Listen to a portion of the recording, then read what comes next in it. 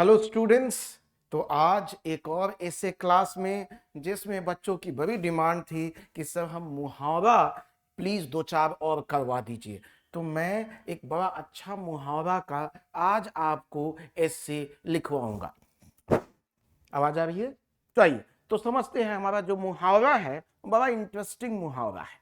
आइए इसके सारे डायमेंशन को हम लोग खोलते हैं। ठीक है, आप होप है अभी आपने मेरे बाकी ऐसे को जरूर देखा होगा, और जिन्होंने नहीं देखा है मैं रिक्वेस्ट करूंगा कि जरूर यूट्यूब पे जाएं, उसका सारे एक जगह रखा हुआ है, आप उसको जरूर देखें। कमेंट, लाइक एंड सब्सक्राइब जो नए बच्चे हैं जरूर करें। आइए जो क्वेश्चन कह रहा है केहू केहू खात खात मुए, एक पार्ट है। कह रहा है और केहू केहू केहू खैले बिना मुए। तो इस क्वेश्चन का दो पार्ट है। कह रहा है केहू खात खात मुए और केहू खैले बिना मुए। इसका मतलब दो पार्ट है इस क्वेश्चन का। ठीक है, मुहावरा में और फिलोसफिकल क्वेश्चन में यही प्रॉब्लम है कि उसका मीनिंग समझना बड़ा डिफिकल्ट हो जाता है। तो आइए सबसे पहले हम लोग इसका मीनिंग समझे। मीनिंग क्या कह रहा है? कह रहा है केहू मतलब कोई व्यक्ति, खात खात मुए मतलब ये जो खात खात की बात कर रहा है, ये जो खात खात की बात कर रहा है इसका मतलब क्या है? खात खात इसका मतलब उसके पास इतना ज्यादा खाना है कि वो खा खा के मर जा रहा है। ठीक है। दूसरी ओर कह रहा है एहू खैले बिना मुए, तो कह रहा है दूसरी तरफ देखें तो कुछ ऐसे भी व्यक्ति हैं जिनके पास भोजन नहीं है, जिनके पास बेसिक बेसिक बेसिक आधार भी नहीं है, बेसिक आवश्यकता की भी चीजें नहीं है, और जिसके अभाव में वो मर जा रहे हैं। तो इसका मतलब खात खात का मतलब वो क्या कह रहा है? खात खात का मतलब वो एक्सेस की बात कर रहा है। खात खात का मतलब वो अत्यधिक अत्यधिक चीजों की बात कर रहा है। ठीक है, वो यहां पे किस चीज की बात कर रहा है? तो आप अलग अलग, अब एक्सेस एक्सेस किस चीज का? तो एक्सेस आप किसकी चीज की बात कर सकते हैं? तो एक्सेस किस चीज का? एक्सेस कंजम्पशन का। ठीक है, एक्सेस किस चीज का? तो एक्सेस क्या? ग्रीड का, लालच का। ठीक है, एक्सेस किन चीजों का? तो एक्सेस आप और कहां लिखें? एक्सेस लग्जरी का। मतलब यहां पे हम बात कर रहे हैं, या हम क्या देख रहे हैं? केहू खात खात मुए, इसका मतलब है कि किसी व्यक्ति के पास इतना ज्यादा अत्यधिक खाना हो। ठीक है, या हम उसको और टर्म्स में भी बात कर सकते हैं, कंजम्पशन मतलब उसके यूज करने के लिए, या उसका लालच हो, या उसका कंफर्ट हो, उसमें मर जा रहा है। वहीं दूसरी ओर कह रहा है खैले बिना मुए, इसका मतलब क्या है? इसका मतलब कह रहा है कमी होना। ठीक है, इसका मतलब है क्या होना? डेप्रीवेशन होना। ठीक है, इसका मतलब है किसी चीज की कमी होना। इसका मतलब है कि मिनिमम का भी एब्सेंट होना, मिनिमम भी चीज नहीं है। इसका मतलब है खैले बिना मुए, इसका मतलब कि खाने के लिए भी इतना भी पैसा नहीं है, इतना भी बेसिक आवश्यकता उसके पास नहीं है कि वो खाना भी खरीद नहीं पा रहा है। इसका मतलब उसके पास एकदम गरीबी क्या है? अपने चरम सीमा पे है कि वो मिनिमम चीजों को भी, मिनिमम खाने को भी वो एफोर्ड नहीं कर पा रहा है, और विदाउट खाए मर जा रहा है। यही हमारा क्वेश्चन है। इसका मतलब क्वेश्चन किसकी बात कर रहा है? तो क्वेश्चन हमको किस चीज की बात कर रहा है? तो यही इंट्रोडक्शन में आप क्या लिखेंगे? तो इंट्रोडक्शन में मैं पहले भी कह चुका हूं कि इंट्रोडक्शन में आप क्वेश्चन का मीनिंग समझा दीजिए, क्वेश्चन का कॉन्टेक्स्ट, उसके पीछे का बैकग्राउंड क्या है, पृष्ठभूमि क्या है, वो समझा दीजिए। इंट्रोडक्शन में ऑलवेज दो बात की क्लैरिटी होनी चाहिए, एक उसका अर्थ और दूसरा उसका बैकग्राउंड, उसका पृष्ठभूमि। तो मीनिंग मैंने क्लियर कर दिया। केहू खात खात मुए, मतलब हम केहू खात खात मुए का अर्थ है कि किसी व्यक्ति के पास अपने से ज्यादा क्या है, खाना हो, दौलत हो, ठीक है, लग्जरी हो, कंजम्पशन हो, उसकी वजह से वो मर जा रहा है। एग्जाम्पल ओबिसिटी, आप बड़ा अच्छा एग्जाम्पल ले सकते हैं। देख लीजिएगा मैक्सिमम अमीर लोग क्या होते हैं, ओबीज, खा खा के मर जाते हैं। दूसरी ओर व्यक्ति ऐसे भी हैं जो खैले बिना मुए, मतलब उसके पास खाने को कुछ भी नहीं है, वो इतना गरीबी के स्तर पे पहुंच चुका है, उसके पास बेसिक भी चीज नहीं है, उसके पास एक जो मूलभूत की आवश्यकता है वो भी नहीं है, और इसकी वजह से वो खाए के बिना, मतलब हंगर में बेचारा मर जा रहा है। ये आप उसका मतलब जरूर समझाइए। इसका मतलब ये ओवरऑल क्वेश्चन कहना क्या चाहता है, इसका मतलब ये क्वेश्चन वो नहीं जो सामने दिख रहा है, इसका क्वेश्चन का मतलब है कि एबंडेंस वर्सेस क्या है, डेप्रीवेशन, यही क्वेश्चन कह रहा है। एबंडेंस जो पहला पार्ट ऑफ द क्वेश्चन है, खात खात मुए, मतलब उसके पास बहुत ज्यादा है। एबंडेंस इसका मतलब ये क्वेश्चन किस चीज की बात कर रहा है, अत्यधिक होना वर्सेस क्या, किसी चीज की एकदम कमी होना। क्वेश्चन हमारा ये है, ठीक है, डिबेट ये है, एबंडेंस वर्सेस क्या, कमी होना, एबंडेंस वर्सेस डेप्रीवेशन। क्वेश्चन हमारा ये है। इसका मतलब ओवरऑल हम देखें तो ये क्वेश्चन कोई खाने की कमी या फूड शॉर्टेज की बात तो फेस वैल्यू पे दिखता है, बट हम इसके फिलोसफिकल मीनिंग को देखें, हम लोग इसके मोरल फिलोसफिकल पार्ट को देखें, इसके दार्शनिक पार्ट को देखें, तो हमको क्या समझ में आएगा कि क्वेश्चन किस चीज की बात कर रहा है। तो ये क्वेश्चन सबसे पहले सोशल इनजस्टिस, मतलब सामाजिक अन्याय की बात कर रहा है, ठीक है। ये किस चीज की बात कर रहा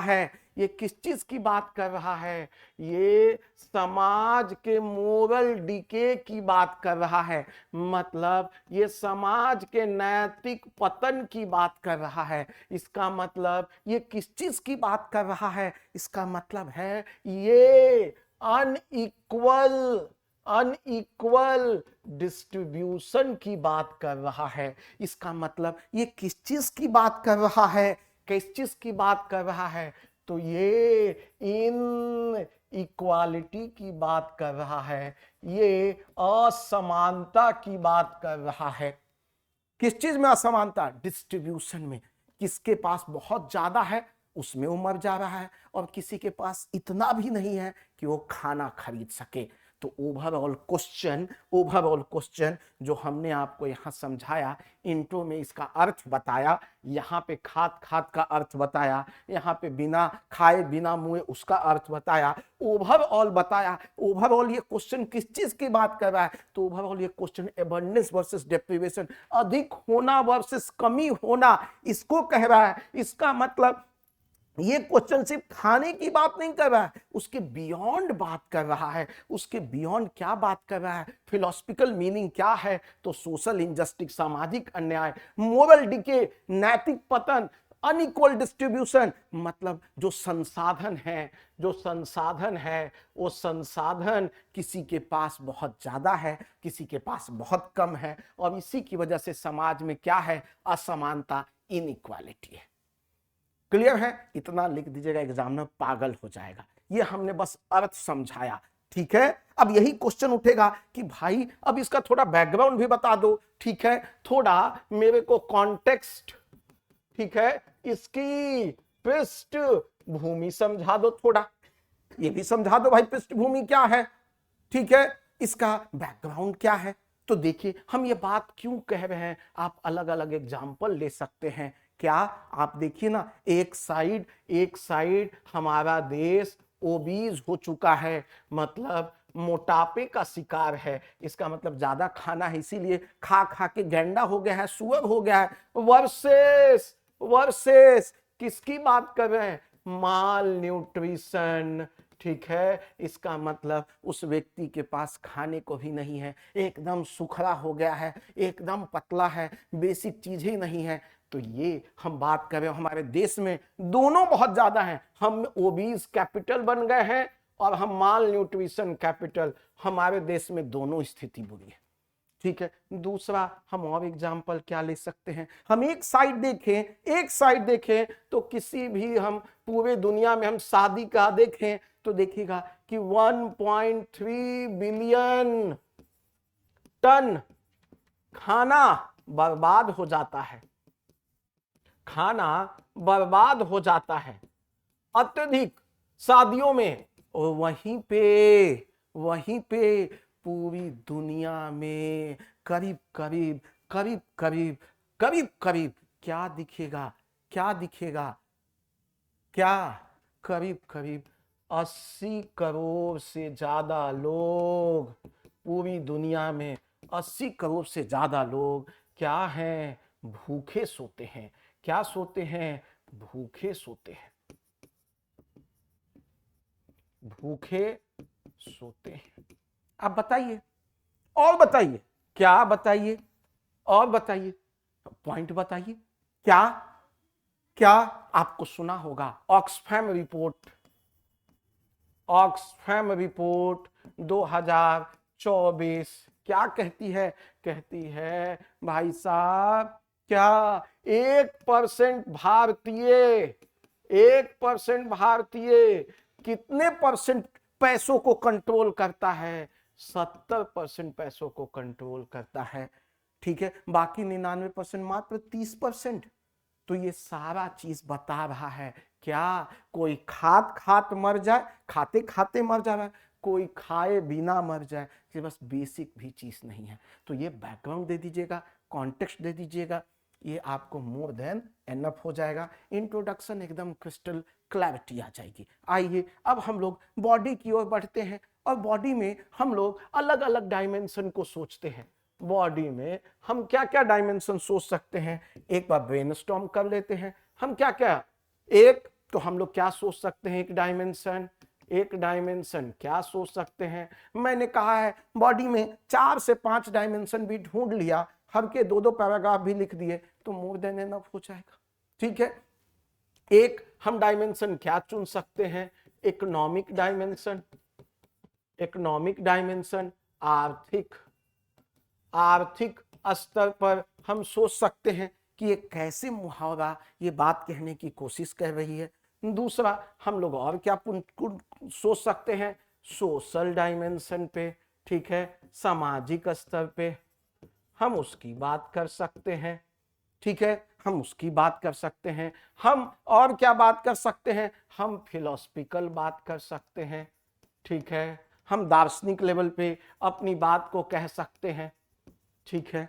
चौथा और क्या बात कह रहा है, दार्शनिक पे हम आगे बढ़ गए, फिर हम क्या बात कर सकते हैं, हम ग्लोबल डायमेंशन पे बात कर सकते हैं, देश विदेश लेवल पे हम बात कर सकते हैं, ठीक है। हम अलग अलग डायमेंशन को खोल सकते हैं और उसमें हम लोग अलग अलग पॉइंट को क्या कर सकते हैं, हम पुट कर सकते हैं। हम किसको और कौन सा डायमेंशन खोल सकते हैं, हम इन्वायरमेंटल, पर्यावरण, ये भी डायमेंशन खोल सकते हैं। तो देखिए 4-5 डायमेंशन हो गया, आप इन सब को एक डायमेंशन भी लिख दीजिएगा तो ये मोर देन एनफ हो जाएगा, ठीक है। आइए अब एक एक करके हम लोग डायमेंशन को खोलते चलते हैं। हम इकोनॉमिक डायमेंशन की बात करते हैं, हम इकोनॉमिक आर्थिक इस डायमेंशन की बात करें। देखिए इसमें क्या क्या बात करते हैं, तो ओवरऑल ये बात मानना पड़ेगा इस डायमेंशन में कि ये जो क्वेश्चन है, कोई खात खात मुए, कोई खैले बिना मुए, इसका मतलब कोई खा खा के, मतलब इतना ज्यादा उसके पास है, ओबीज होकर, मतलब वो लालच में, ओवर कंजम्पशन में, मेटेरियलिस्टिक होकर मर जा रहा। कह रहा इसी का इकोनॉमिक डायमेंशन कैसे बताओगे?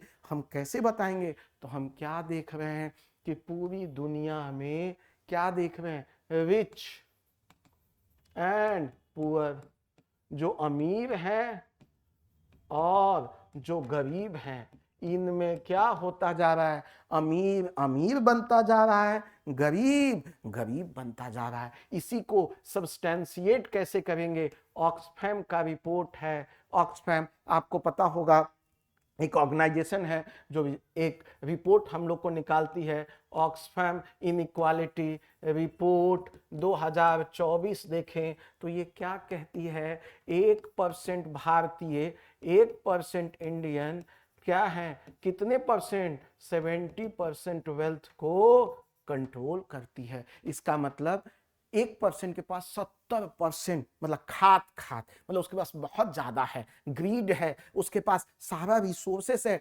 डिस्ट्रीब्यूशन भी देख लीजिए ना, एक के पास 70% रिसोर्सेस, और बाकी 99% के पास मात्र 30%। तो ये अपने आप इनइक्वालिटी को बता रहा है। एक कोई खाते खाते मर जा रहा है, बाकी लोग के पास खाने को भी नहीं है। तो आप इस रिपोर्ट को जरूर बताइए। दूसरी ओर फिर हम लोग और क्या बात कर सकते हैं? तो एक ये बात कर सकते हैं, दूसरा हम लोग क्या बात कर सकते हैं, इसको थोड़ा देख लीजिए। तो उसमें भी देखिएगा कि आप यहां देखिएगा, क्या देखिएगा, ग्लोबल हंगर इंडेक्स में भारत का कौन सा स्थान देखिएगा। यदि ये इंडेक्स 2024 का आप देखिएगा तो क्या नजर आएगा, भारत का जो जगह है वो क्या है, 111 आउट ऑफ 125 कंट्री। इसका मतलब इतने कंट्री में भारत का पोजीशन क्या है, 111वां है। ये दिखाता है, ये दिखाता है, क्या दिखाता है, क्या दिखाता है, इसी में एक रिपोर्ट करता है किसका, FAO, यूनाइटेड नेशन का FAO कहता है, यूनाइटेड नेशन का FAO क्या कहता है, कहता है जहां जहां कितना, करीब 80 करोड़ जो पूरी दुनिया में लोग हैं वो भूखे सोते हैं, वहीं पे करीब 1.2 बिलियन टन्स ऑफ खाना शादियों में क्या होता है, बर्बाद होता है। इस बात को आप लिखिए, बताइए। क्लियर है? तो इसको मिलके आप 1 से 2 पैराग्राफ में आराम से लिख सकते हैं। डेटा आपको बताना होगा, कैसे ग्लोबल हंगर इंडेक्स का डेटा आपको बताना होगा, रिच पुअर ऑक्सफैम इंटरनेशनल का। इसमें बता रहा है कि एक के पास बहुत है, दूसरे के पास कुछ नहीं है। ठीक है, आप बता देंगे। चलिए आगे बढ़ते हैं। हम अब सामाजिक, हम लोग अब सोशल डायमेंशन पे बात करते हैं। हम लोग अब सामाजिक स्तर पे बात करते हैं। सामाजिक स्तर पे हम लोग क्या बात कर सकते हैं, तो एक एक करके देखते हैं। सामाजिक स्तर पे देखें हम लोग तो क्या देख रहे हैं, अभी भी हमारे देश में क्या है, क्या है, हमारे देश में पोवर्टी है, गरीबी है, और इस गरीबी की वजह से हम क्या देखते हैं, हंगर है, भूख मरी है। ठीक है, और क्या आज भी हमारा जब देश 78वां साल मना रहा हो अपने रिपब्लिक का, तो क्या आज भी ये क्या हमारा, ये हमारे डिग्निटी के लिए ठीक है? क्या ये डिग्निटी के लिए ठीक है? नहीं। हम आज भी इसको क्या देख रहे हैं, हम नहीं देख सकते हैं। और इसमें हमको कुछ डेटा हमको बताना होगा। बताइए, आज भी हमारे देश में यदि हम लोग नीति आयोग का ही डेटा देखें तो पाएंगे क्या, 5% भारतीय क्या हैं, गरीब हैं। और 5% भारतीय भी कितना होते हैं, तो करीब करीब 7 करोड़ लोग ऐसे हैं जिनको खाने को नहीं है। ठीक है, एक और डेटा कहती है, क्या कहती है, एनएचएस एक डेटा ये ले लीजिए। दूसरा NHS, नेशनल हेल्थ सर्वे क्या कहती है, हर दिन करीब करीब 19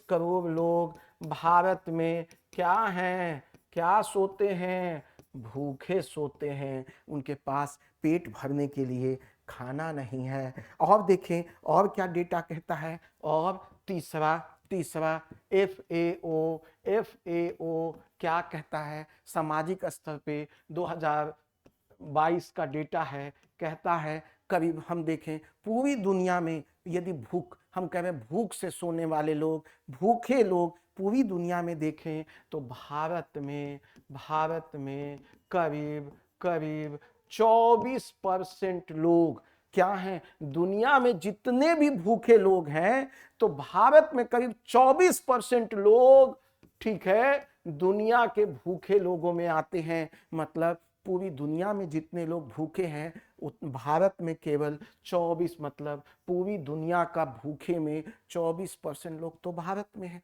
तो ये हमारे सामाजिक स्तर का दिखा रहा है कि कितना ज्यादा क्या है, असमानता है, इनइक्वालिटी है, ठीक है। जबकि हम क्या देख रहे हैं, क्या देख रहे हैं हम लोग, हमारे देश में क्या देख रहे हैं सामाजिक स्तर पे, हम क्या देख रहे हैं, PDS पब्लिक डिस्ट्रीब्यूशन सिस्टम हम कितने सालों से करते आ रहे हैं, फिर भी आज हमारे देश में भूखे लोग सो रहे हैं। हम लोग क्या देख रहे हैं, पोषण स्कीम हमारे देश में चला, हमारे देश में मिड डे मील स्कीम चल रहा है, फिर भी हमारे देश में लोग भूखे सो रहे हैं। हम क्या देख रहे हैं, PDS शॉप में क्या देख रहे हैं, मैं इसको यहां लेके आ रहा हूं, हम PDS शॉप में हम क्या देख रहे हैं, PDS शॉप में हम जहां देख रहे हैं कि मिलियंस ऑफ टन, ठीक है, मिलियंस ऑफ टन अनाज बर्बाद हो जा रहा है, मिलियंस ऑफ टन अनाज बर्बाद हो जा रहा है। और हम कह रहे हैं हमारे देश में अभी भी लोग भूखे सो रहे हैं, पूरी दुनिया के 24% लोग भूखे सो रहे हैं, ठीक है। हमारे देश में माल न्यूट्रिशन देखिए, माल न्यूट्रिशन भी हमारे देश में बहुत ज्यादा है। यदि हम साउथ एशिया को देख लें, अफ्रीका को देख लें, उससे भी ज्यादा माल न्यूट्रिशन हमारे देश में है। तो ये सारा डेटा सोशल लेवल पे उस डिस्क्रिमिनेशन, उस इनइक्वालिटी की बात बताएगा। क्लियर है, आगे बढ़ते हैं और डायमेंशन को खोलते हैं। तीसरा डायमेंशन हम लोग इन्वायरमेंट को खोलते हैं, पर्यावरण में क्या हम लोग यहां बात करेंगे, क्या देख रहे हैं हम लोग, क्या देख रहे हैं इन्वायरमेंट में। देखें तो पहले जो डेवलप्ड नेशन थे, जो विकसित देश हैं, वो डेवलप्ड नेशन ने क्या किया, अत्यधिक दोहन किया, ओवर कंजम्पशन किया।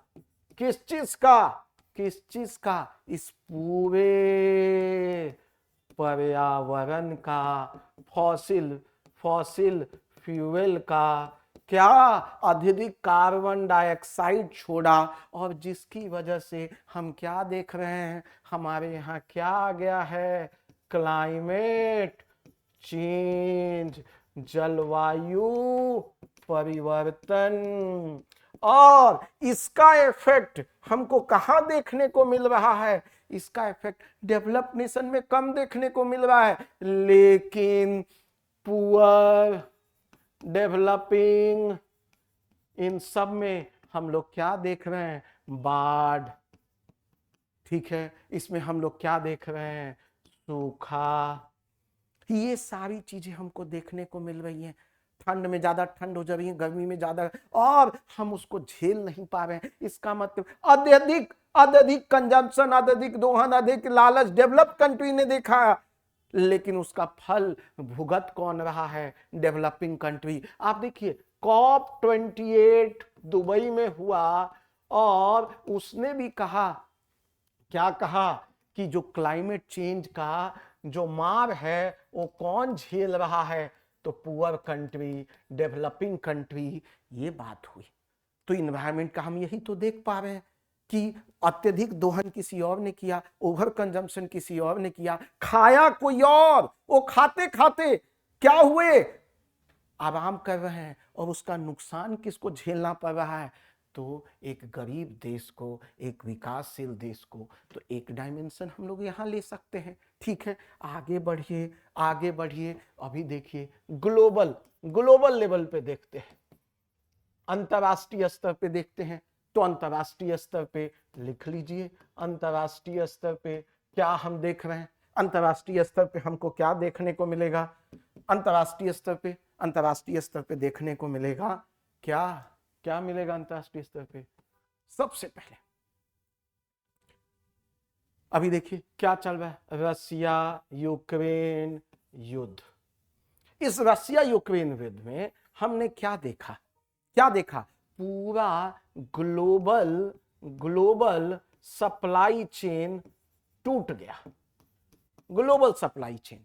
और इसमें हम लोगों ने देखा जो विकसित देश थे, विकसित देश हैं, और क्या लगे हुए हैं, होर्डिंग करने में। होर्डिंग, होर्डिंग मतलब इकट्ठा, होर्डिंग मतलब कि सब चीजों को हम लोग क्या कर रहे हैं, हम लोग जमा कर रहे हैं। जैसे यूरोपियन कंट्रीज क्या गैस जमा करने लगी, बाकी पेट्रोलियम जमा करने लगे, और कुछ देश चाइना जैसे देश तेल जमा करने लगे। ठीक है, क्योंकि सस्ता मिल रहा था, और यूरोपियन को लगा कि पता नहीं कितने दिन युद्ध जाएगा, तो उन्होंने क्या क्या, विकसित देशों ने, चाहे वो फूड ग्रेन हो, गैस हो, ऑयल हो, इनको इकट्ठा करने लगे। जो अमीर हैं और इकट्ठा करने लगा और खाने लगा। ठीक है, और जो गरीब देश है, जो गरीब देश है, वहां हमने क्या देखा, और महंगाई। ठीक है, हमने वहां पे अनाज चाहिए 100 किलो, अनाज है 2 किलो। इसका मतलब कि फूड ग्रेन भी क्या है, वहां पे कम है। तो वहां पे भूखमरी और क्या हो गई, बढ़ने लगी। तो युद्ध कहीं और हो रहा है, लेकिन गरीब देश, विकासशील देश, क्या हुआ, तेल महंगा होता गया, वहां से सप्लाई चेन टूट गया, तो सामान महंगा होता गया, उसकी वजह से महंगाई होती चली गई, लोग और भूखमरी में मरने लगे, और जो अमीर थे, जो थोड़ा अवेलेबल था, उसको भी हड़पने में लग गए। तो आप लिखिए, कितना अच्छा अच्छा एग्जाम्पल मैं आपको दे रहा हूं, आप इसको जरूर लिखिए।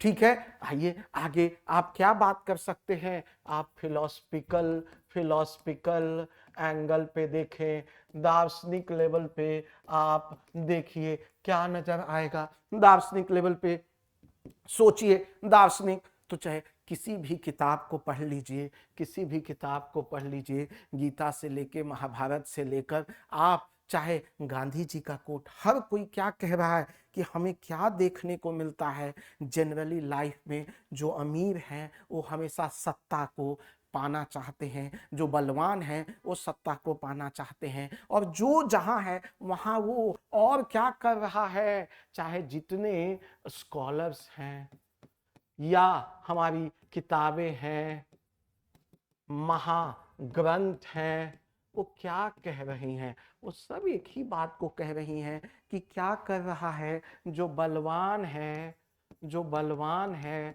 जो धनवान है, वो क्या करता है, क्या करता है, वो अत्यधिक शक्ति, अत्यधिक धन की ओर बढ़ता है, और जो कमजोर व्यक्ति है वो हमेशा कमजोर होता जाता है। इसीलिए इनको सलाह देते हैं कि मोह माया से ऊपर उठो। वो किस चीज की सलाह देते हैं, वो पुरुषार्थ की सलाह देते हैं, वो किस चीज की सलाह देते हैं, लोगों में बांटने की सलाह देते हैं, वो किस चीज की बात करते हैं, वो समानता की बात करते हैं। और इसी के बेसिस पे आप गांधी जी का एक कोट याद रख सकते हैं। गांधी जी का एक कोट है, जरूर लिखिएगा, the world has enough for everyone's need but not for everyone's greed. कहते हैं पृथ्वी सभी आवश्यकताओं को पूरा करने के लिए पर्याप्त है, लेकिन सभी के लालच को पूरा करने के लिए नहीं। ये गांधी जी का कोट है, जरूर यूज कीजिएगा इस फिलोसफिकल एसे में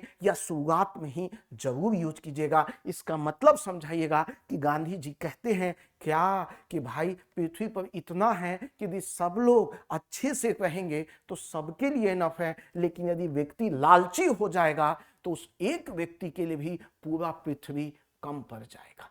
आप इस बात को जरूर लिखिएगा। ठीक है, तो इतने डायमेंशंस हमने देख लिए। देखिए क्वेश्चन कितना डिफिकल्ट था, हमने कितना आसान कर दिया। इकोनॉमिक, सामाजिक, फिर हम लोगों ने ग्लोबल लेवल पे, फिलोसफिकल लेवल, इन सारी बातों को बात किया। और लास्टली आप क्या कीजिएगा, आप कंक्लूजन पे आइएगा। कंक्लूजन में आप मोटी मोटी जितनी बातें ऊपर लिखे हैं उन सब को क्या कीजिएगा, कंक्लूजन बताइएगा, आप उनको समझाइएगा। और इसमें एक पैराग्राफ आप कंक्लूजन में डेडिकेट कर सकते हैं कि भारत सरकार ने या यूनाइटेड नेशन ने, FAO ने, ठीक है, आप या भारत ने क्या किया है भूखमरी मतलब गरीबी, भूखमरी, ठीक है, ठीक है, इन सब के लिए अभी रिसेंट में तो बहुत सारे स्कीम हैं, उसको जरूर लिखिएगा। हमने और PDS को क्या किया, TPDS किया। हमने और टारगेट किया, पोषण 2.0 किया। हम डायरेक्ट बेनिफिट ट्रांसफर कर रहे हैं, हम मिड डे मील स्कीम को और बेटर कर रहे हैं, आंगनवाड़ी में हम ICDS बच्चों, उन सब को लेके आइएगा। और लास्टली इसको क्या कीजिएगा, कंक्लूड कीजिएगा। क्या कीजिएगा आप बताइए, क्या करना है, बैलेंस करना है। किसको बैलेंस करना है, तो आप बताइए। हम लोग जो एबंडेंस है, जो अत्यधिक है, वर्सेस डेप्रीवेशन में, इन दोनों को हमें क्या करना है, हमें बैलेंस करना है, हमें फोकस करना है। हमें इंडिविजुअल गेन, हमें व्यक्ति पे इंडिविजुअल गेन के वर्सेस हमें किस पे फोकस करना है, हमें कलेक्टिव गेन की बात करना है। हमें हमें डिस्ट्रीब्यूशन का क्या करना है, डिस्ट्रीब्यूशन ऑफ रिसोर्सेस को क्या करने हैं, हमें बढ़ाना है। हमें इक्वालिटी इक्विटी का भाव लाना है। आप बताइए, article 38, article 39A, B, C, हमको इसको पूरा करना है। और कॉन्स्टिट्यूशन भी हमारा यही कहता है, कंसंट्रेशन ऑफ वेल्थ हाथ में नहीं लाने देंगे। हमें यही बताना है, डिस्ट्रीब्यूशन ऑफ रिसोर्सेस लाना है। हमें आर्टिकल 38 इनइक्वालिटीज को क्या करना है, कम करना है। तो इससे जरूर एंड कीजिएगा, article 38, 39A, B, and C से। आपका इससे बहुत अच्छा होगा।